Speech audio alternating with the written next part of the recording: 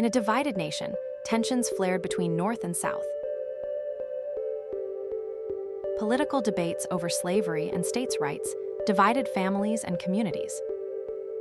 Leaders on both sides prepared for the coming conflict.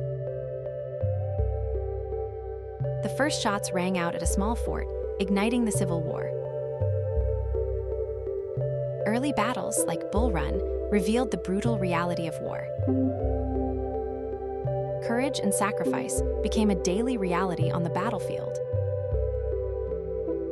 Iconic leaders emerged as the conflict escalated. The Emancipation Proclamation offered hope to millions. The fierce battle at Gettysburg tested the resolve of both sides. The nation grieved the heavy losses of war. Winter camps like Valley Forge tested the endurance of soldiers. New strategies and alliances gradually shifted the balance in favor of the Union.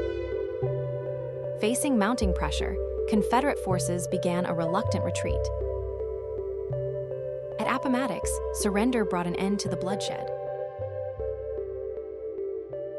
The nation began the long process of healing and reconstruction.